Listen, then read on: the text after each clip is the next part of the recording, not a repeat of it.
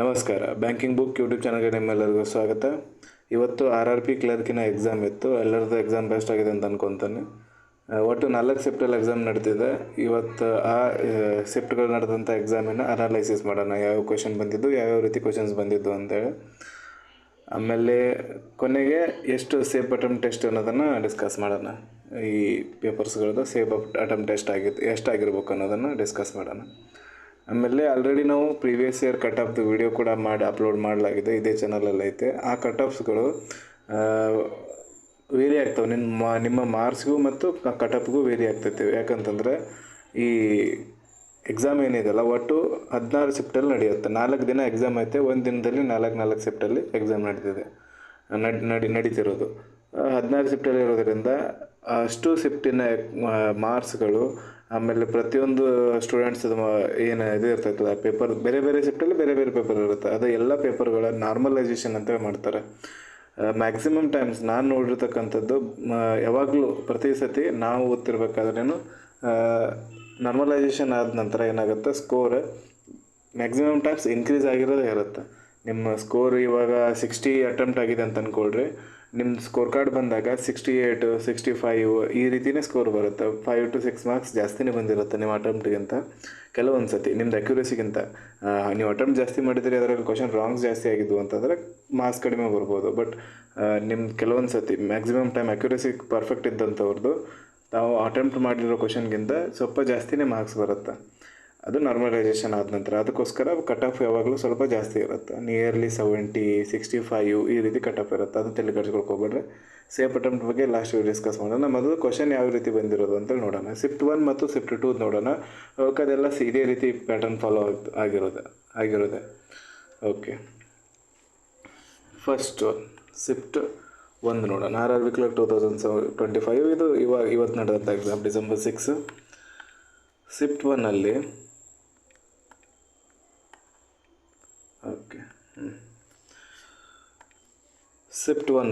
Shift 1ಅಲ್ಲಿ ರೀಸನಿಂಗ್ದು ಕ್ವಶನ್ಸ್ಗಳು ನೋಡೋಣ. ರೀಸನಿಂಗಲ್ಲಿ ಸಿಲಾಗ್ ಬಂದಿತ್ತು. ಸಿಲಾಗಲ್ಲಿ 3 ಕ್ವಶನ್ಸ್ ಇದ್ವು. ಇದೇ ರೀತಿ ಮಾಡೆಲ್ ಪೇಪರ್ಗಳು 3 ಆಲ್ರೆಡಿ ನಾವು ಸಾಲ್ವ್ ಮಾಡಿದ್ದೀವಿ. ಆ ಪೇಪರಿಂದ ಹಲವಾರು ಕ್ವಶನ್ಸ್ ಬಂದಿದ್ದೀವಿ. ಆ ಪೇಪರ್ ಯಾರು ಸಾಲ್ವ್ ಮಾಡಿದ್ದಾರೆ ಅವ್ರಿಗೆ ಗೊತ್ತಾಗುತ್ತೆ. 3 ಪೇಪರ್ಗಳು ಪ್ರೀವಿಯಸ್ ಇಯರ್ ಪ್ಯಾಟರ್ನ್ ಮೇಲೆ ಪ್ರೀವಿಯಸ್ ಇಯರ್ ಕ್ವಶನ್ಸ್ಗಳು ಆಲ್ರೆಡಿ ಸಾಲ್ವ್ ಮಾಡಲಾಗಿದೆ.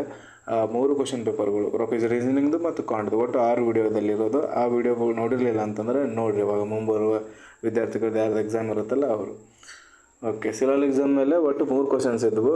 ಅದರಲ್ಲಿ ಒಂದು ಏನಿದು ಅಂತಂದರೆ 3 ಸ್ಟೇಟ್ಮೆಂಟ್ ಇರ್ತವೆ, 2 ಕನ್ಕ್ಲೂಷನ್ ಇರ್ತವೆ. ಆ ರೀತಿ ಇರೋದು 2 ಕ್ವಶನ್ಸ್ ಇದ್ವು. ಒಂದು ಕ್ವಶನಲ್ಲಿ ಏನಿತ್ತು, 2 ಸ್ಟೇಟ್ಮೆಂಟ್ ಇದ್ದು, 2 ಕನ್ಕ್ಲೂಷನ್ ಇದ್ದು. 2 ಸ್ಟೇಟ್ಮೆಂಟ್ 2 ಕನ್ಕ್ಲೂಷನ್. ಇದು ಮತ್ತಿಷ್ಟು ಈಸಿ ಆಯಿತು, ಇದಕ್ಕಿಂತ ಇದು ಈಸಿ ಆಯಿತು. ಓಕೆ, ಇದು ಆಲ್ರೆಡಿ ಇದರದ್ದು ಸಿಲಾಲ್ ಎಕ್ಸಾಮ್ದು ಒಂದು ಮ್ಯಾರಥಾನ್ ಕ್ಲಾಸ್ ಮಾಡಿದ್ದೀವಿ. ಇನ್ಇಕ್ವಾಲಿಟಿ ಮೇಲೆ ಒಟ್ಟು 3 ಕ್ವಶನ್ಸ್ ಇದ್ದು. ಇನ್ಇಕ್ವಾಲಿಟಿ ಮೇಲೆ, ಇನ್ಇಕ್ವಾಲಿಟಿ ಅಂದರೆ ಗ್ರೇಟರ್ ಲೆಸರ್ ಈ ರೀತಿ ಬರ್ತಾವಲ್ಲ ಆ ಕ್ವಶನ್ಸ್ಗಳು. ಕಾಮಾ ಬೇಸ್ಡ್ ಕ್ವಶನ್ಸ್ಗಳು ಬರೋದು POದಲ್ಲಿ ಜಾಸ್ತಿ ಬರ್ತವೆ. ಕ್ಲರ್ಕಲ್ಲಿ ಅಷ್ಟು ಜಾಸ್ತಿ ಕಾಮಾ ಬೇಸ್ಡ್ ಕ್ವಶನ್ಸ್ ಬರೋಂಗಿಲ್ಲ. ಇಲ್ಲಿ ಬಂದಿರೋದು ನೋ ಕಾಮಾ, ಕಂಟಿನ್ಯೂ ಆಗಿರುತ್ತೆ. ಒಂದು ಸತಿ ನೋಡಿದ್ರೆ ಗೊತ್ತಾಗ್ಬೋದು. ಆ ರೀತಿ ಈಸಿ ಕ್ವಶನ್ಸ್ಗಳಿದ್ದು. ಇನ್ಇಕ್ವಾಲಿಟಿ ಮೇಲೆ 3 ಕ್ವಶನ್. ಅಲ್ಫಾ ನ್ಯೂಮರಿಕ್ ಸೀರೀಸಲ್ಲಿ ವರ್ಡ್ ಬೇಸ್ ಸೀರೀಸ್ ಬಂದಿತ್ತು. ವರ್ಡ್ ಬೇಸ್ ಸೀರೀಸ್ ಮೇಲೆ 5 ಕ್ವಶನ್ಸ್ ಇದ್ದವು. ವರ್ಡ್ಗಳು ಕೊಟ್ಟಿದ್ದ 5 ವರ್ಡ್ಗಳಿದ್ದವು. ಆ ವರ್ಡ್ ಮೇಲೆ ಡಿಫ್ರೆಂಟ್ ಕ್ವಶನ್ಸ್ಗಳಿದ್ದವು. 5 ಕ್ವಶನ್ಸ್ ಅಲ್ಫಾ ನ್ಯೂಮರಿಕ್ ಸೀರೀಸ್ ಮೇಲೆ ಇತ್ತು. ಚೈನೀಸ್ ಕೋಡಿಂಗ್ ಮೇಲೆ, ಚೈನೀಸ್ ಕೋಡಿಂಗ್ 4 ಕ್ವಶನ್ ಈಸಿ ಇದ್ವು. ಒಂದು ಕ್ವಶನ್ನಲ್ಲಿ 3 ವರ್ಡ್ ಕೊಟ್ಟು ಆ 3 ವರ್ಡಿಂದ ಅವನು ಕೋಡ್ ಕೇಳಿದ್ದ. ಅದು ಒಂದು ಸ್ವಲ್ಪ ಟೈಮ್ ಕನ್ಸ್ಯೂಮಿಂಗ್ ಇತ್ತು, ಬಟ್ ಈಸಿ ಇತ್ತು ಅದು ಕೂಡ. ಒಟ್ಟು 5 ಕ್ವಶನ್ಸ್ಗಳು ಚೈನೀಸ್ ಕೋಡಿಂಗ್ ಮೇಲೆ. ಆಮೇಲೆ ಪೇರ್ ಫಾರ್ಮೇಷನಲ್ಲಿ ಫಾರ್ವರ್ಡ್ ಮತ್ತು ಬ್ಯಾಕ್ವರ್ಡ್ 2 ಕಡೆ ಕೊಟ್ಟಿದ್ದ. ಪೇರ್ ಫಾರ್ಮೇಷನ್ ಮಾಡೋದು ಈಸಿ ಇತ್ತು, ಇದು ಕೂಡ ಮಾಡುವಂಥದ್ದಾಗಿತ್ತು. 1 ಕ್ವಶನ್. ಆಮೇಲೆ ವರ್ಡ್ ಬೇಸಲ್ಲಿ, ಇದು ವರ್ಡ್ ಬೇಸಲ್ಲಿ ಬಂದಿರೋದು ಶಿಫ್ಟ್ 1ಅಲ್ಲಿ. ಶಿಫ್ಟ್ 2ಅಲ್ಲಿ ಏನು ಬಂದಿದೆ, ನಂಬರ್ ಬೇಸಲ್ಲಿ ಬಂದಿದೆ. ವರ್ಡ್ ಬೇಸಲ್ಲಿ ಅಂದರೆ ಒಂದು ವರ್ಡ್ ಕೊಟ್ಟಿರ್ತಾನೆ, ಅದರೊಳಗೆಲ್ಲ ಓವೆಲ್ಸ್ಗಳಿಗೆ +1 ಅಂತಂದರೆ ಮುಂದಿನ ವರ್ಡ್. ಇವಾಗ ಓವೆಲ್ A ಇತ್ತಂದರೆ +1 ಅಂದರೆ B, ಅದನ್ನು BI ಕನ್ವರ್ಟ್ ಮಾಡೋದು. ಈ ರೀತಿ ಕ್ವಶನ್ಸ್ 1 ಕ್ವಶನ್ ಬಂದಿತ್ತು. ಆಮೇಲೆ ಬ್ಲಡ್ ರಿಲೇಷನಲ್ಲಿ 3 ಕ್ವಶನ್ಸ್ ಬಂದಿದ್ದು. ಬ್ಲಡ್ ರಿಲೇಷನ್ ಸ್ವಲ್ಪ ಮಾಡರೇಟ್ ಇತ್ತು. ನಾನು ಯಾವಾಗಲೂ ಮಾರ್ಕ್ ಬಿಡಿಸುವಾಗಲೂ ಹೇಳ್ತಿರ್ತೀನಿ, ಮೀನಿಂಗ್ಫುಲ್ ವರ್ಡ್ ಮತ್ತು ಬ್ಲಡ್ ರಿಲೇಷನ್ ಇವೆರಡು ಕ್ವಶನ್ಸ್ಗಳು ಲಾಸ್ಟಿಗೆ ಉಳಿಸ್ಕೊಡ್ರಿ. ಅದಕ್ಕಿಂತ ಮೊದಲು ಇವೆಲ್ಲ ಕ್ವಶನ್ಸ್ಗಳು ಸಾಲ್ವ್ ಮಾಡಿ ಆಮೇಲೆ ಪಜಲ್ ಬಿಡಿಸಿ ಅದಾದ ನಂತರ ಬ್ಲಡ್ ರಿಲೇಷನ್ಗೆ ಹೋಗ್ರಿ ಅಂತ ನಾನು ಯಾವಾಗಲೂ ಹೇಳ್ತಿರ್ತೀನಿ. ಇವತ್ತು ಕೂಡ ಅದೇ ರೀತಿಯಾಗಿರೋದು. ಎಲ್ಲರೂ ಸಿಕ್ಕಾಕೊಂಡಿರೋದು ಬ್ಲಡ್ ರಿಲೇಷನಲ್ಲಿ. ಓಕೆ, ನೋಡೋಕೆ ಈಸಿನೇ ಇರುತ್ತೆ ಬ್ಲಡ್ ರಿಲೇಷನ್, ಬಟ್ ಕೆಲವೊಂದು ಸತಿ ಟ್ರಿಕ್ಕಿ ಆಗಿರುತ್ತೆ. ನೆಕ್ಸ್ಟ್ ಪಜಲ್ ಮತ್ತು ಸಿಟ್ಟಿಂಗ್ ಅರೇಂಜ್ಮೆಂಟಲ್ಲಿ ನೋಡೋಣ. ಪಜಲ್ ಮತ್ತು ಸಿಟ್ಟಿಂಗ್ ಅರೇಂಜ್ಮೆಂಟಲ್ಲಿ ಫಸ್ಟ್ ಪಜಲಲ್ಲಿ ಪೋಸ್ಟ್ ಬೇಸ್ಡ್ ಬಂದಿತ್ತು. ಪೋಸ್ಟ್ ಬೇಸ್ಡ್ ಅಲ್ಲಿ ಎಲ್ಲರದ್ದು ಡಿಫ್ರೆಂಟ್ ಡೆಸಿಗ್ನೇಷನ್ ಕೊಟ್ಟಿದ್ದ. ಅವ್ರದ್ದು ಡೆಸಿಗ್ನೇಷನ್ ಅಂದರೆ ಅವ್ರು ಯಾವ್ಯಾವ ಪೋಸ್ಟಲ್ಲಿ ಇರ್ತಾರೆ ಆ ರೀತಿ ಹೈಯರಾರ್ಕಿ ಕೊಟ್ಟಿದ್ದ.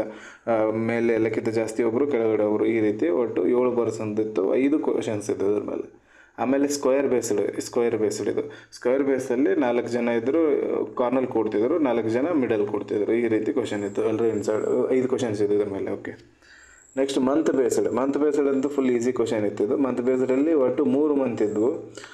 3 ಮಂತಲ್ಲಿ 2 ಡೇಟ್ ಕೊಟ್ಟಿದ್ದ. 3 ಮಂತ್, ಇವಾಗ ಜನವರಿ ಅಂತಂದರೆ ಮೇಲೆ ಒಂದು ಕೆಳಗೊಂದು 2 ಡೇಟ್, ಈ ರೀತಿ ಒಂದು ಮಂತಲ್ಲಿ 2 ಡೇಟ್ ಕೊಟ್ಟಿದ್ದ. ಒಟ್ಟು 6 ಪರ್ಸನ್ ಇದ್ದರು. 6% ಇತ್ತು. ಒಟ್ಟೆ 6%. 5 ಕ್ವಶನ್ ಇದ್ರ ಮೇಲೆ ಇತ್ತು. ಕಂಪ್ಯಾರಿಸನ್ನಲ್ಲಿ 6% ಕಂಪ್ಯಾರಿಸನ್ ಮಾಡಲಾಗಿತ್ತು. 3 ಕ್ವಶನ್ಸ್ ಇದ್ರು ಇದ್ರ ಮೇಲೆ.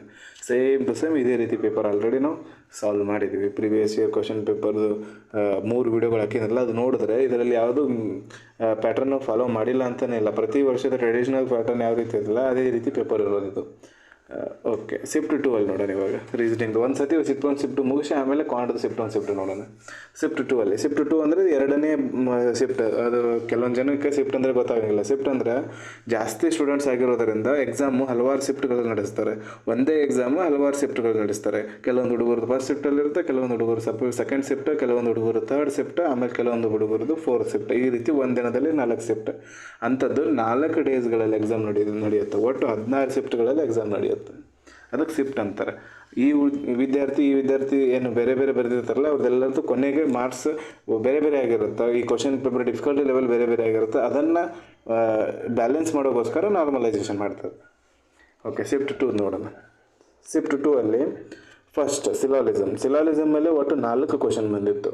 ಸಿಲಾಲಿಸಮ್ ಮೇಲೆ 4 ಕ್ವಶನ್. ಇದರಲ್ಲಿ ಟ್ರಿಕಿ ಏನು ಮಾಡಿರೋದು, ಅವನು ಒಂದು ಕ್ವಶನ್ ಎಕ್ಸ್ಟ್ರಾ ಕೊಟ್ಟಿದ್ದಲ್ಲ, ಆ ಕ್ವಶನ್ ಡೆಫಿನೆಟ್ಲಿ ಫಾಲ್ಸ್ ಅಂತ ಕೊಟ್ಟಿದ್ದ. ಕ್ವಶನಲ್ಲಿ ಮೇಲೆ ನಮ್ಮದು ಇದು ಕೊಟ್ಟಿರ್ತಾರಲ್ಲ ಡೈರೆಕ್ಷನ್, ಆ ಡೈರೆಕ್ಷನಲ್ಲಿ ಇಲ್ಲಿ ಓದೋದಿರುತ್ತೆ.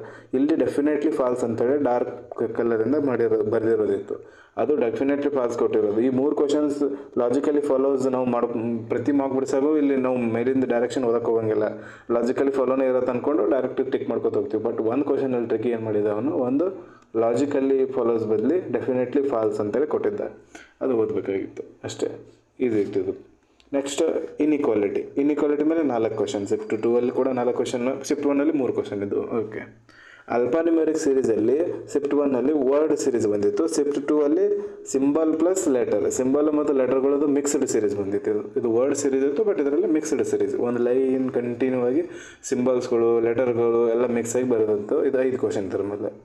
ಆಮೇಲೆ ಇನ್ನೊಂದು ಅಲ್ಫಾನ್ಯೂಮೆರಿಕ್ ಸೀರೀಸಲ್ಲಿ ಇನ್ನೊಂದು ನಂಬರ್ ಸೀರೀಸ್ ಕೊಟ್ಟಿದ್ದ. ಟ್ರಿಪ್ಲೆಟ್ ಅಂತಂದ್ರೆ ಏನರ್ಥ, ಈಗ 2 5 6 5 8 2 3 24 ಈ ರೀತಿ ಕ್ವಶನ್ಸ್ಗಳು. ಇದ್ರದ್ದು ಮೇಲೆ ಕ್ವಶನ್ ಇತ್ತಿದ್ದು ನಂಬರ್ ಸೀರೀಸ್ದು. ಈ ರೀತಿ 5 ನಂಬರ್ಸ್ಗಳು ಕೊಟ್ಟಿದ್ದ. ಇದನ್ನು ascending order, descending order, highest number, lowest number, highest number second digit, lowest number first digit add ಮಾಡಿದಾಗ ಈ ರೀತಿ ಕ್ವಶನ್ಸ್ಗಳು ಸಬ್ ಕ್ವಶನ್ಸ್ ಇದ್ದು. ಒಟ್ಟು 4 ಕ್ವಶನ್ ಇದ್ರ ಮೇಲೆ. ನೆಕ್ಸ್ಟ್ ನಂಬರ್ ಬೇಸ್ಡ್ ಮೇಲೆ ಒಂದು ಕ್ವಶನ್ ಇತ್ತು. ನಂಬರ್ ಬೇಸ್ಡಲ್ಲಿ ಇದು ವರ್ಡ್ ಬೇಸ್ಡ್ ಇತ್ತಲ್ಲ ಫಸ್ಟ್ ಶಿಫ್ಟಲ್ಲಿ. ವರ್ಡ್ ಬೇಸ್ಡಲ್ಲಿ OL ಅಲ್ಲಿ +1 -1 ಆಗ್ತಿತ್ತು ಕಾನ್ಸನೆಂಟಲ್ಲಿ. ಇದು ನಂಬರ್ ಸೀರೀಸಲ್ಲಿ ನಂಬರ್ ಬೇಸ್ಡಲ್ಲಿ ಏನಾಗಿತ್ತು, ನಂಬರ್ ಕೊಟ್ಟಿದ್ದ. ನಂಬರಲ್ಲಿ ಆಡ್ ನಂಬರ್ ಒಳಗೆ +2, ಇವನ್ ನಂಬರ್ ಒಳಗೆ -1 ಈ ರೀತಿ ಕೊಡಲಾಗಿತ್ತು. +2 -1 ನಾನು ಎಕ್ಸಾಂಪಲ್ ಹೇಳ್ತಿರೋದು, ಅಲ್ಲಿ ಬೇರೆ ಕೊಟ್ಟಿದ್ದ. ಓಕೆ, ಇದ್ರ ಮೇಲೆ ಒಂದು ಕ್ವಶನ್ ಇತ್ತು. ನೆಕ್ಸ್ಟ್ ಮತ್ತೆ ಬ್ಲಡ್ ರಿಲೇಷನ್ ಮೇಲೆ 3 question. Blood relation 3 question, but second ಶಿಫ್ಟಲ್ಲಿ ಬ್ಲಡ್ ರಿಲೇಷನ್ ಈಸಿ ಇತ್ತು ಸ್ವಲ್ಪ. ನೆಕ್ಸ್ಟ್ ಪಜಲ್ ಮತ್ತು ಸಿಟ್ಟಿಂಗ್ ಅರೇಂಜ್ಮೆಂಟಿಗೆ ಬರೋಣ. ಪಜಲ್ ಮತ್ತು ಸಿಟ್ಟಿಂಗ್ ಅರೇಂಜ್ಮೆಂಟಲ್ಲಿ ಒಂದು ಸರ್ಟೆನ್ ಪರ್ಸನ್ ಕೊಟ್ಟಿದ್ದ. ಅಂದರೆ ಪರ್ಸನ್ ಎಷ್ಟಿದ್ದಾರೆ ಅಂತ ಕೊಟ್ಟಿರಲಿಲ್ಲ. 21 ಪರ್ಸನ್ ಏನು ಆಗ್ತಿದ್ರು ಅನ್ಸುತ್ತೆ ಅದು ಸಾಲ್ವ್ ಮಾಡಿದಾಗ. ಓಕೆ, ಒಟ್ಟು 3 ಕ್ವಶನ್ಸ್ ಇದ್ದವು ಇದ್ರ ಮೇಲೆ. ನೆಕ್ಸ್ಟ್ ಬಾಕ್ಸ್ಡ್ ಬೇಸ್ಡ್ ಒಂದಿತ್ತು. ಬಾಕ್ಸ್ಡ್ ಬೇಸ್ಡಲ್ಲಿ ಟೋಟಲ್ ಒಂದರ ಮೇಲೆ ಒಂದು ಬಾಕ್ಸ್ ಇಡಲಾಗಿತ್ತು ಈ ರೀತಿ. ಇದರ ಮೇಲೆ 5 ಕ್ವಶನ್ಸ್ ಇದ್ವು ಬಾಕ್ಸ್ಡ್ ಬೇಸ್ ಮೇಲೆ. ಮಂತ್ ಬೇಸ್ಡ್ ಮೇಲೆ ಒಟ್ಟು 7 ಮಂತಿಂದು ಕಾನ್ಸಿಕ್ಯೂಟಿವ್ ಮಂತ್ಸ್ಗಳಿದ್ದು. ಸೀರಿಯಲೇ ಕೊಟ್ಟಿರಲಿಲ್ಲ, ಜಿಗ್ಜಾಗ್ ಮಂತ್ಸ್ಗಳಿದ್ದು. ಟೋಟಲ್ 7 ಮಂತಿಂದು ಒಂದು ಕ್ವಶನ್. ಇದ್ರ ಮೇಲೆ 5 ಕ್ವಶನ್ಸ್ಗಳು ಸಬ್ ಕ್ವಶನ್ ಇದ್ದವು ಪಜಲ್ ಮೇಲೆ. ಆಮೇಲೆ ಇದು ಸಿಟ್ಟಿಂಗ್ ಅರೇಂಜ್ಮೆಂಟ್ ಆಯಿತು. ಆಮೇಲೆ ಸರ್ಕ್ಯುಲರ್ ಸಿಟ್ಟಿಂಗ್ ಅರೇಂಜ್ಮೆಂಟಲ್ಲಿ ಒಟ್ಟು ಎಲ್ಲರೂ ಒಳಗಡೆ ನೋಡ್ತಿರ್ತಕ್ಕಂಥವ್ರು 7 ಜನ ಸರ್ಕ್ಯುಲರ್ ಟೇಬಲ್ ಒಳಗಡೆ ಕೂತಿದ್ರು. ಈ ರೀತಿ 7 ಜನ ಎಲ್ಲರೂ ಒಳಗಡೆ ನೋಡ್ತಿದ್ರು. ಈಸಿ ಕ್ವಶನ್ ಇತ್ತು. 3 ಲೈನಿನ ಕ್ವಶನ್ ಇತ್ತು ಜಸ್ಟ್. ಓಕೆ, ಇದು ರೀಸನಿಂಗ್ದು ಮುಗೀತು. ಇವಾಗ ಕ್ವಾಂಟ್ದು ನೋಡೋಣ. ಕ್ವಾಂಟಲ್ಲಿ ಫಸ್ಟ್ ಶಿಫ್ಟಲ್ಲಿ ಸಿಂಪ್ಲಿಫಿಕೇಷನ್ 15 ಕ್ವಶನ್, ಸೆಕೆಂಡ್ ಶಿಫ್ಟಲ್ಲಿ ಕೂಡ ಸಿಂಪ್ಲಿಫಿಕೇಷನ್ 15 ಕ್ವಶನ್. ಕ್ವಾಂಟಲ್ಲಿ ಫಸ್ಟ್ ಶಿಫ್ಟಲ್ಲಿ ನಂಬರ್ ಸೀರೀಸ್ ಮೇಲೆ ರಾಂಗ್ ನಂಬರ್ ಸೀರೀಸ್ ಕ್ವಶನ್ಸ್ಗಳು ಬಂದಿದ್ದು 5 ಕ್ವಶನ್ಸ್, ಈಸಿ ಇದ್ದವು ಇವು. ಶಿಫ್ಟ್ 2 ಅಲ್ಲಿ ಮಿಸ್ಸಿಂಗ್ ನಂಬರ್ ಬಂದಿತ್ತು, ಇದರಲ್ಲಿ 5 ಕ್ವಶನ್ಸ್ ಇತ್ತು. ಆಮೇಲೆ ನೆಕ್ಸ್ಟ್ ಡಿ ಐಯಲ್ಲಿ table D I bar D I, ಇಲ್ಲಿ ಕೂಡ table D I bar D I ಬಂದಿತ್ತು. ಒಟ್ಟು ಡಿ ಐದು ಆಲ್ರೆಡಿ ನಾವು ಒಂದು ಟಾಪ್ 20 ಡಿ ಐಸ್ ಅಂತೇಳಿ ಒಂದು ವಿಡಿಯೋ ಮಾಡಿ ಹಾಕಲಾಗಿದೆ, ಅದು ಕೂಡ ವಿಡಿಯೋ ಚಾನಲ್ ಇದೆ, ಅಲ್ಲಿ ನೀವು ನೋಡ್ಬೋದು. ಅಲ್ಲಿಂದ ಏನು ಡಿ ಐದು ಯಾವ ರೀತಿ ಕಾನ್ಸೆಪ್ಟ್ ಬರ್ಬೋದು ಅನ್ನೋದು ಅರ್ಥ ಆಗುತ್ತೆ. ಓಕೆ, ಟೇಬಲ್ ಡಿ ಐ ಬಂದಿತ್ತು. ಟೇಬಲ್ ಡಿ ಐಯಲ್ಲಿ 4 ಸೆಲ್ಲರ್ಸ್ ಇದ್ದರು, ಕಾರ್ ಮತ್ತು ಸ್ಕೂಟರ್ ಸೆಲ್ ಮಾಡ್ತಿದ್ರು. ಅದ್ರ ಮೇಲೆ ವ್ಯಾಲ್ಯೂಸ್ ಕೊಟ್ಟಿದ್ದ ಕ್ಯಾಲ್ಕುಲೇಷನ್ ಇತ್ತು, ರೇಷಿಯೋ ಬೇಸ್ಡ್, ಪರ್ಸೆಂಟೇಜ್ ಬೇಸ್ಡ್ ಕ್ಯಾಲ್ಕುಲೇಷನ್ಸ್ಗಳಿತ್ತು ಅಷ್ಟೇ. ಪ್ರಾಫಿಟ್ದು ಒಂದು ಕ್ವಶನ್ ಇತ್ತು. ನೆಕ್ಸ್ಟ್ ಬಾರ್ ಗ್ರಾಫ್ ಮೇಲೆ ಟೋಟಲ್ 4 ಇದು ಆರ್ಟಿಕಲ್ಸ್ 4 ಇದು ಇತ್ತು ಬಾರ್ ಗ್ರಾಫ್ ಮೇಲಿಂದ. ಇದು ಈಸಿ ಇತ್ತು question, direct question bar graph ಒಂದು ಕೊಟ್ಟಿದ್ದ. ಆಮೇಲೆ ಅರ್ಥಮೆಟಿಕ್ ಮೇಲೆ ಒಟ್ಟು 9 ಕ್ವಶನ್ ಇದ್ವು. ಅರ್ಥಮೆಟಿಕಲ್ಲಿ ಪಾರ್ಟ್ನರ್ಶಿಪ್ ಮೇಲೆ ಕ್ವಶನ್ ಇತ್ತು, ಮೆನ್ಸುರೇಷನ್, ಏಜ್, ಮಿಕ್ಸ್ಚರ್, ಪರ್ಸೆಂಟೇಜ್ ಮೇಲೆ ಒಂದು ಕ್ವಶನ್ ಇತ್ತು. ಆಮೇಲೆ ಇನ್ನೂ ಒಂದು ಕ್ವಶನ್ ಯಾವುದೋ ಇತ್ತು, ಓಕೆ ಅದು ನೆನಪಿಲ್ಲ. ಇದು ಇಷ್ಟು ಕ್ವಶನ್ಸ್ ಇತ್ತು. ಇದು ಕ್ವಾಂಟಿಟಿ ಶಿಫ್ಟ್ 1 ಆಯಿತು. ಶಿಫ್ಟ್ 2 ಅಲ್ಲಿ 15, simplification 5, missing number, table D I ಇತ್ತು. ಟೇಬಲ್ ಡಿ ಐಯಲ್ಲಿ ಟೋಟಲ್ 5 ಜನ ಅವರು ಹಿಂದಿ, ಇಂಗ್ಲೀಷ್ ಮತ್ತು ಮ್ಯಾಥ್ಸ್ ಇದು ಸೆಲೆಕ್ಟ್ ಮಾಡ್ತಿದ್ರು. ಇದು ಈಸಿ ಇತ್ತು. ನೆಕ್ಸ್ಟ್ ಬಾರ್ ಡಿ ಐಯಲ್ಲಿ Sunday, Monday, Tuesday, Wednesday, Thursday, Friday ಮಟ್ಟ ದಿನಗಳು ಕೊಟ್ಟಿದ್ದ. ಅದರಲ್ಲಿ ಆನ್ಲೈನ್ ಮತ್ತು ಆಫ್ಲೈನ್ ಕೋರ್ಸ್ಗಳಿದ್ವು, ಅದ್ರ ಮೇಲೆ ಕ್ವಶನ್ ಇತ್ತು. ಇದ್ರ ಮೇಲೆ ಕೂಡ 5 ಕ್ವಶನ್ ಇತ್ತು. ಇಲ್ಲಿ ಡಿ ಐಯಲ್ಲಿ 6 ಕ್ವಶನ್ ಇತ್ತು ಟೇಬಲ್ ಡಿ ಐಯಲ್ಲಿ. ಓಕೆ, ಇದು ಬಿಟ್ಟರೆ ಉಳಿದಿರೋ 10 ಕ್ವಶನ್ಸ್ ಅರ್ಥಮೆಟಿಕ್ ಮೇಲೆ ಇತ್ತು. 15, 5, 20, 25, 25, 25, 1, 5, 30, 30, 10, 40 ಕ್ವಶನ್. ಓಕೆ, 10 ಅರ್ಥಮೆಟಿಕ್ ಇದ್ದು. Profit and loss, percentage,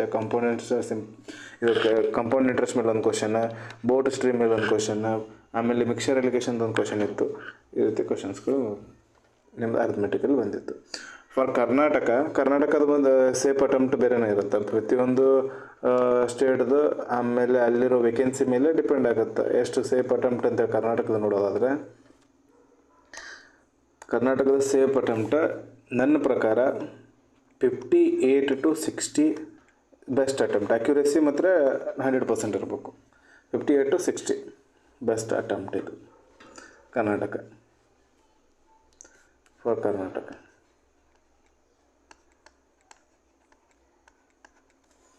okay, ಎಲ್ಲರದ್ದು ಎಕ್ಸಾಮ್ ಯಾವ ರೀತಿ ಆಗಿದೆ, ಆಮೇಲೆ ನಿಮ್ಮದು ಅಟೆಂಪ್ಟ್ ಎಷ್ಟೆಷ್ಟಾಗಿದೆ ಅಂತೇಳಿ ಕಮೆಂಟ್ ಮಾಡಿರಿ. ಮತ್ತು ಬೇರೆ ಏನೇ ಡೌಟ್ ಇದ್ದರೂ ಈ ವಿಡಿಯೋದ ಕೆಳಗಡೆ ಕಮೆಂಟ್ ಮಾಡಿರಿ. ಆಮೇಲೆ ಇನ್ಮೇಲೆ December 6 ಇದು 14 ಎಕ್ಸಾಮ್ ಮುಗಿಯುತ್ತಲ್ಲ ಎಲ್ಲರದು. ಓಕೆ, 14 ಎಕ್ಸಾಮ್ ಮುಗಿದಾದ ನಂತರ ನೆಕ್ಸ್ಟ್ ನಿಮ್ಗೆ ಇದ್ರದಾಗ ಮೇನ್ಸ್ದು ವೀಡಿಯೋಗಳು ಸ್ಟಾರ್ಟ್ ಆಗ್ತವೆ. ಮೇನ್ಸ್ದು previous year questions paper solve ಮಾಡೋಣ. ಪ್ರೀವಿಯಸ್ ಇಯರಲ್ಲಿ ಕಂಪ್ಯೂಟರ್ ಕ್ವಶನ್ಸ್ಗಳು ಏನೇನು ಕೇಳಿದ್ದು ಆ ಕ್ವಶನ್ಸ್ಗಳು ಕೂಡ ಸಾಲ್ವ್ ಮಾಡೋಣ. ಸ್ಟ್ಯಾಟಿಕ್ ಬ್ಯಾಂಕಿಂಗ್ ಮೇಲೆ ಕೆಲವೊಂದು ಕ್ವಶನ್ಸ್ಗಳು ಇರ್ತವೆ. ಸ್ಟ್ಯಾಟಿಕ್ ಬ್ಯಾಂಕಿಂಗ್ ಅಂದರೆ ಜಿ ಎ ಅಲ್ಲ, ಜನರಲ್ ಅವೇರ್ನೆಸ್ ಅಲ್ಲ. ಅದ್ರ ಬಿಟ್ಟರೆ ಬ್ಯಾಂಕಿಂಗ್ ಅವೇರ್ನೆಸ್ದು ಒಂದು ಸ್ಟ್ಯಾಟಿಕ್ ಬ್ಯಾಂಕಿಂಗ್ ಐತೆ, ಅದ್ರದ್ದು ಪ್ರತಿ ವರ್ಷ ಸಿಮಿಲರ್ ಕ್ವಶನ್ಸ್ಗಳು ಇರ್ತವೆ. ಅಂಥ ಕ್ವಶನ್ಸ್ಗಳು ಏನಾದ್ರು ಪ್ರೀವಿಯಸ್ ಸಿಕ್ಕು ಅಂದರೆ ಅದ್ರ ಮೇಲೂ ಕೂಡ ವಿಡಿಯೋ ಮಾಡೋಣ. ಆಮೇಲೆ ಕಂಪ್ಯೂಟರ್ದೊಂದು A to Z complete detail ಅನ್ನೋ ವೀಡಿಯೋವನ್ನು ಮಾಡಲಾಗುತ್ತೆ. ಅದರದ್ದು ಪೂರಾ ಬೇಸಿಕ್ ಡಿಸ್ಕಸ್ ಮಾಡೋಣ ಕಂಪ್ಯೂಟರ್ದು. ಇವಾಗ ನಮ್ಗೆ 2 ಮಂತ್ ಟೈಮ್ ಐತೆ. ಎಕ್ಸಾಮ್ ಇರೋದು February 1 ಐತೆ. ಇಲ್ಲಿ 14ರಿಂದ ಅಂದ್ಕೊಂಡ್ರು ಅಪ್ರಾಕ್ಸಿಮೇಟ್ಲಿ 1.5 month ಟೈಮ್ ಐತೆ. ಒಂದು 45-46 ದಿನ ಟೈಮ್ ಐತೆ. ಆರಾಮ್ ನಾವು ಮೇನ್ಸ್ ಕ್ಲಿಯರ್ ಮಾಡ್ಕೋಬೋದು. ಓಕೆ, 800 ವೇಕೆನ್ಸಿ ಇದ್ದಾವೆ. ನಿಮ್ಮದು ಇವಾಗ ಪ್ರಿಲಿಮ್ಸ್ ರಿಸಲ್ಟ್ಗೋಸ್ಕರ ವೇಟ್ ಮಾಡೋದು ಬಿಟ್ಟು ಮೇನ್ಸನ್ನು ಕರೆಕ್ಟಾಗಿ ಫೋಕಸ್ ಮಾಡಿರಿ. ಇನ್ ಕೇಸ್ ನಿಮ್ಮದು ಪ್ರಿಲಿಮ್ಸ್ ಆಗಲಿಲ್ಲ ಅಂತಂದರೆ ಪ್ರಿಲಿಮ್ಸ್ ಅದು ನೀವೇನು ಮೇನ್ಸ್ ಓದಿರ್ತೀರಲ್ಲ ಅದು ಲಾಸ್ ಅಂತೂ ಹೋಗಂಗಿಲ್ಲ. ಬಿಕಾಸ್ ಇವಾಗ ಫೆಬ್ರವರಿಯಲ್ಲಿ ಮೇನ್ಸ್ ಎಕ್ಸಾಮ್ ಐತೆ. ವಾಪಸ್ ಫೆಬ್ರವರಿ ಆದ ನಂತರ ನಿಮ್ಮದು ವಾಪಸ್ ಏನಾಗುತ್ತೆ ಜುಲೈಯಲ್ಲಿ ಜುಲೈಯಲ್ಲಿ ವಾಪಸ್ ಮತ್ತೆ ರೀನೋಟಿಫಿಕೇಷನ್ ಆಗುತ್ತೆ. ಇದರದ್ದು RRB ಎಕ್ಸಾಮ್ಸ್ಗಳದ್ದು ರೀನೋಟಿಫಿಕೇಷನ್ ಜುಲೈಯಲ್ಲಿ ಮತ್ತೆ ವಾಪಸ್ ಆಗುತ್ತೆ. ಆ ರೀನೋಟಿಫಿಕೇಷನ್ ಆಗಿ ಆಗಸ್ಟ್ ಎಂಡಿಗೆ ಸೆಪ್ಟೆಂಬರ್ ಫಸ್ಟ್ ವೀಕಲ್ಲಿ ಮತ್ತೆ ವಾಪಸ್ ಎಕ್ಸಾಮ್ ಸ್ಟಾರ್ಟ್ ಆಗ್ತವೆ. ಈ ಸತಿ ಲೇಟ್ ಯಾಕೆ ಆಗಿರೋದು ಅಂದರೆ RRBದು ಏನೇನು RRBಸ್ಗಳಿದಾವಲ್ಲ 1 RRB ಫಾರ್ 1 ಸ್ಟೇಟ್ಸ್ ಅಂತೇಳಿ ಮಾಡಿರೋದ್ರಿಂದ ಎಲ್ಲ RRBಗಳು ಅಮಲ್ಗೇಷನ್ ಆಗಿರ್ತವೆ. ಅದಕ್ಕೋಸ್ಕರ ಈ ಸಲ ಇದ್ರದ್ದು ಎಕ್ಸಾಮ್ಸ್ಗಳು ಪೋಸ್ಟ್ಪೋನ್ ಆಗಿ ಮುಂದೆ ಬಂದಿರೋದು, ಡಿಸೆಂಬರ್ವರೆಗೂ ಬಂದಿರೋದು. ಇದ್ರದ್ದು ಎಕ್ಸಾಮ್ ಆ್ಯಕ್ಚುಲಿ ನಡಿಬೇಕಾಗಿರೋದು ಆಗಸ್ಟ್ ಅಲ್ಲಿ ಎಕ್ಸಾಮ್ ನಡಿಬೇಕು, ಬಟ್ ಈ ಸತಿ ಆಗಿರೋದು ಡಿಸೆಂಬರಲ್ಲಿ. ಅದಕ್ಕೋಸ್ಕರ ಇದ್ರದ್ದು ಫೈನಲ್ ಸೆಲೆಕ್ಷನ್ ರಿಸಲ್ಟ್ ಕೂಡ ಎಲ್ಲಿ ಹೋಗುತ್ತೆ, ಏಪ್ರಿಲ್ 1 ಮಟ್ಟ ಹೋಗುತ್ತೆ ಇದ್ರದ್ದು ಫೈನಲ್ ಅಲಾಟ್ಮೆಂಟ್ ರಿಸಲ್ಟ್ ಬರೋಕ್ಕೆ. ಪ್ರತಿ ವರ್ಷ ಇದ್ರದ್ದು ಫೈನಲ್ ರಿಸಲ್ಟ್ ಯಾವಾಗ ಬರ್ತೈತೆ, ಜನವರಿ 1ಕ್ಕೆ ಬರುತ್ತೆ. ಕರೆಕ್ಟ್ ಜನವರಿ 1ನೇ ತಾರೀಕಿಗೆ ಅದು ಯಾವುದೇ ಡೇ ಇರಲಿ ಅವತ್ತು ರಿಸಲ್ಟ್ ಅನೌನ್ಸ್ ಮಾಡ್ತಿದ್ರು. ಈ ಸತಿ ಏಪ್ರಿಲ್ 1ಕ್ಕೆ ಹೋಗುತ್ತೆ ಇದ್ರದ್ದು ರಿಸಲ್ಟ್. ಓಕೆ, ಅದಕ್ಕೋಸ್ಕರ ಇವಾಗ ಏನೋ ನೀವು ಓದಿರ್ತೀರಲ್ಲ, ಕೆಲವೊಂದು ಯಾರ್ದು ಎಷ್ಟೋ ಜನ ಕರೆಕ್ಟ್ ಎಫರ್ಟ್ ಆಗಿರ್ತಾರೆ, ಬಟ್ ಏನೋ ಆಗಿ ನಿಮ್ಮದು ಪ್ರಿಲಿಮ್ಸ್ ಎಕ್ಸಾಮ್ ಕರೆಕ್ಟ್ ಆಗಿರಲ್ಲ.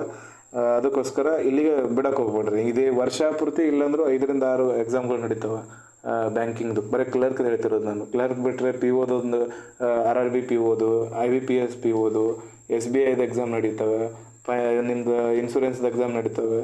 ಅವಾಗ LBO ಎಕ್ಸಾಮ್ಗಳು ಬರ್ತವೆ. ಆಮೇಲೆ ಕೆಲವೊಂದು ಇದೇ ರೀತಿ ಎಕ್ಸಾಮ್ಗಳು ಬರ್ತಿರ್ತವೆ ಮಧ್ಯೆ. ಅದಕ್ಕೋಸ್ಕರ ಓದೋದನ್ನು ಮಾತ್ರ ನಿಲ್ಸಕ್ಕೆ ಹೋಗೋದಿಲ್ಲ. ಕಂಟಿನ್ಯೂ ನೀವು ಓದೋದು ಒಂದು ಸತಿ ಸ್ಟಾರ್ಟ್ ಮಾಡಿದ್ದೀರ ಅಂದರೆ ಅದು ನಿಮ್ಮ ಜಾಬ್ ಆಗೋ ಮಟ್ಟ ಕಂಟಿನ್ಯೂ ಆಗಿ ಓದ್ಕೊತಾನೆ ಇರಬೇಕು. ಪ್ರತಿಯೊಂದ್ರದ್ದು ಸಿಲೆಬಸ್ ಸೇಮ್ ಐತೆ, ನೀವು ಏನು ತಲೆ ಕೆಡಿಸ್ಕೊಳ್ಳೋ ಅವಶ್ಯಕತೆ ಏನಿಲ್ಲ. ಪ್ರತಿಯೊಂದ್ರದ್ದು RRBದಾಗಿರಲಿ, IBPSದಾಗಿರಲಿ, SBIದಾಗಿರಲಿ, ಇನ್ಶೂರೆನ್ಸ್ದಾಗಿರಲಿ, ಬೇರೆ ಬ್ಯಾಂಕಿಂದ ಯಾವುದೇ ಎಕ್ಸಾಮ್ ಬರಲಿ, ಪ್ರತಿಯೊಂದ್ರದ್ದು ಕ್ವಾಂಟೇ ಬರುತ್ತೆ. ರೀಸನಿಂಗ್ ಕ್ವಶನ್ಸ್ಗಳು ಇವೇ ಏನು ಪ್ಯಾಟರ್ನ್ ಐತೆ, ಇದೇ ಪ್ಯಾಟರ್ನ್ ಮೇಲೆ ಕ್ವಶನ್ಸ್ಗಳು ಬರ್ತವೆ. ಇದೇ ರೀತಿಯೇ ಇರುತ್ತೆ ಎಲ್ಲ. ಓಕೆ, ಅದಕ್ಕೋಸ್ಕರ ಈಗ RRBಗೆ ಫೋಕಸ್ ಮಾಡ್ತಿರೋರು ಇರ್ತಾರೆ ಕೆಲವರು. ಅವರಿಗೆ ಒಂದು ಹೊಸ ವಿಷಯ, ಇದ್ರದ್ದು ವಿಷಯ ಅಂತಂದರೆ ಈ ಸತಿ ಆಗಲಿಲ್ಲ ಅಂತಂದ್ರೆ ಮುಂದೆ ವಾಪಸ್ ಮತ್ತೆ ಆಗಸ್ಟಲ್ಲೇ ರೀನೋಟಿಫಿಕೇಷನ್ ಆಗುತ್ತೆ. ಆಗಸ್ಟ್ ಎಷ್ಟು ದೂರ ಆಯಿತು, ಫೆಬ್ರವರಿಯಲ್ಲಿ ಎಕ್ಸಾಮ್ ಹೋದರೆ ಮಾರ್ಚ್, ಏಪ್ರಿಲ್, ಮೇ, ಜೂನ್, ಜುಲೈಯಲ್ಲಿ ನೋಟಿಫಿಕೇಷನ್ ಆಗುತ್ತೆ. 4 ತಿಂಗಳು ಬಿಟ್ಟರೆ ವಾಪಸ್ ನೋಟಿಫಿಕೇಷನ್ ಆಗುತ್ತೆ. 4 ತಿಂಗಳಲ್ಲಿ ಮತ್ತೆ ನೀವು ಪೂರ್ತಿ ಓದ್ಕೊಳ್ಳೋಕೆ ಟೈಮ್ ಸಿಗುತ್ತೆ. ಅದು ವಾಪಸ್ ಕವರ್ ಮಾಡಿಕೊಂಡು ಮತ್ತೆ ನೀವು ಕ್ಲಿಯರ್ ಮಾಡ್ಬೋದು ಎಕ್ಸಾಮ್.